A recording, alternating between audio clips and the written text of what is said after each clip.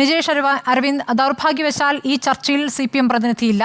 ഈ ചർച്ചയിൽ എന്നല്ല, ഈ കാഫിർ വിഷയത്തിൽ ഇപ്പോൾ വന്നിരിക്കുന്ന തെളിവുകളോട് CPM പ്രതികരിച്ചിട്ടേയില്ല. KK ശൈലജയുടെ പ്രതികരണം നമ്മൾ ആരായാൻ ശ്രമിച്ചിരുന്നു, ഇപ്പോൾ പ്രതികരിക്കുന്നില്ല എന്നാണ് അവർ പറഞ്ഞിരിക്കുന്നത്. നിജേഷ്, ഇപ്പോൾ KK ശൈലജ എന്ന രാഷ്ട്രീയ നേതാവിന് CPMകാരുടെ വോട്ട് മാത്രമല്ല, രാഷ്ട്രീയത്തിന് അതീതമായ ഒരു പിന്തുണ അവർക്ക് ലഭിച്ചിട്ടുണ്ടായിരുന്നു. പക്ഷേ വടകരയിൽ കാര്യങ്ങൾ മാറി മറിയുന്നു. യഥാർത്ഥത്തിൽ KK ശൈലജയെ അവിടെ ഒരു കരുവാക്കുകയായിരുന്നു.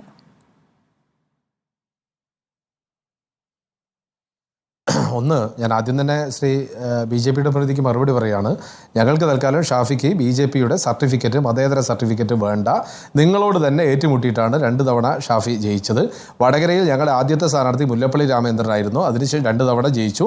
അതിനുശേഷം K മുരളീധരനായിരുന്നു. അതിനുശേഷം ഷാഫിയാണ്. വ്യത്യസ്ത മതത്തിലും വ്യത്യസ്ത ജാതിയിലും പെട്ട ആളുകളാണ് മത്സരിച്ചത്. അതുകൊണ്ട് ജാതി മതത്തിൻ്റെ വോട്ടല്ല ഞങ്ങൾക്ക് വേണ്ടത്, മതേതര വോട്ടാണ്. വടകരയിൽ ജനങ്ങൾ കൃത്യമായി മതേതര വോട്ട് ചെയ്തിട്ടുമുണ്ട്. അവിടെ ആ സർട്ടിഫിക്കറ്റ്, BJPക്കാരുടെ സർട്ടിഫിക്കറ്റ് ഞങ്ങൾക്ക് വേണ്ട. 1. 2, ചാലഞ്ച് ചെയ്യാം. നമുക്ക് പാലക്കാട്ട് വരാം, പാലക്കാട്ട് മത്സരിക്കാം, നമുക്ക് ഏറ്റുമുട്ടാം. പാലക്കാട്ട് നിങ്ങൾ പറ, ഷാഫി ഒരു വർഗീയതയുടെ എന്തെങ്കിലും ഒരു അംശം അവിടെ പ്രയോഗിച്ചിട്ടുണ്ടോ എന്ന് നിങ്ങൾ പറ. ജീവിതത്തിലുടനീളം ഷാഫിയുടെ ലൈഫ് ഹിസ്റ്ററിക്കകത്ത് ഒരു സ്ഥലത്ത് വർഗീയതയുടെ എന്തെങ്കിലും ഒരു അടയാളം BJPക്ക് കാണിച്ചു തരാൻ പറ്റും. അതുകൊണ്ട് വെറുതെ ആടിനെ പട്ടിയാക്കണ്ട.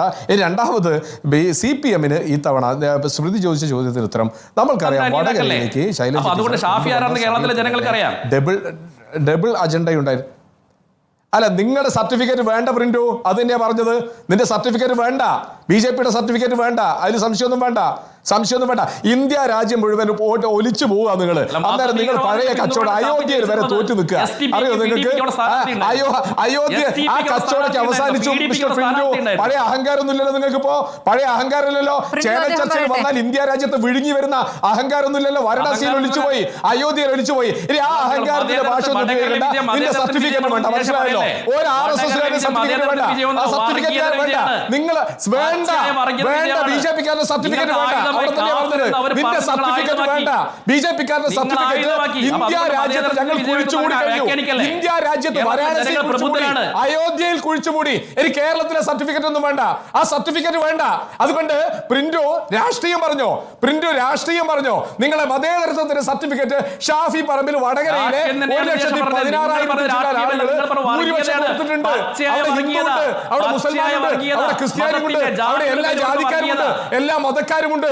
CPMന്റെ പരിപ്പ് വേവാത്തെടുത്ത് പുതിയ പരിപ്പ് വാങ്ങിക്കുക. അങ്ങനെ BJPക്കാരൻ വരണ്ട. അത് തന്നെയാ പറയുന്നത്. നിങ്ങൾ ഈ രാജ്യത്തെ വിഭാഗീയത നിങ്ങളെക്കാൾ വലിയ വർഗീയവാദിയായി, അതുകൊണ്ട് നിങ്ങൾ രണ്ടുപേർക്കുള്ള പോരാട്ടമാണ് ഞങ്ങൾ നടത്തുന്നത്. അതുകൊണ്ട് BJPക്കാരുടെ സർട്ടിഫിക്കറ്റ് വേണ്ട, BJPക്കാരുടെ മതേതര സർട്ടിഫിക്കറ്റ് വേണ്ട.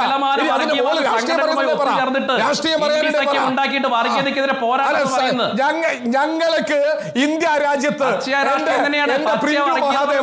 ഞങ്ങൾക്ക് ഇന്ത്യ രാജ്യത്തിന് പൊളിറ്റിക്സ് ഉണ്ട്. ആ പൊളിറ്റിക്സ് രാഹുൽ ഗാന്ധിയാണ് നയിച്ചത്.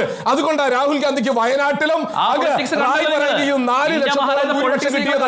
നിങ്ങളുടെ മുസ്ലിംകൾക്കെതിരെ നിരന്തരമായി പറഞ്ഞ നരേന്ദ്രമോദി എന്ന കപട സന്യാസി വാരാണസിയിൽ തോറ്റി അമ്പിപ്പോയ വർത്തമാനകാല സാഹചര്യത്തിലുള്ളത്. 1.5 ലക്ഷം വോട്ട് ഞങ്ങളുടെ കോഴിക്കോട്ടെ രാഘവൻ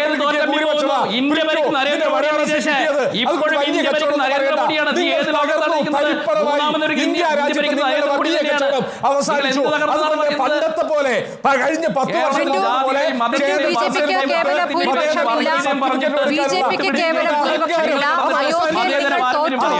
2 യാഥാർത്ഥ്യങ്ങളുമുണ്ട് BJPയെ സംബന്ധിച്ച്. അതുകൂടി ഉൾക്കൊണ്ടുകൊണ്ടുള്ള പ്രതികരണങ്ങൾ ഇനിയെങ്കിലും BJP നടത്തേണ്ടതുണ്ട്. തിരിച്ചെത്താം ഇടവേളയ്ക്ക് ശേഷം. നിങ്ങൾ ആ BJP ആന മെലിഞ്ഞു കഴിഞ്ഞു, അത് നിങ്ങൾ മനസ്സിലാക്കാതെയോ?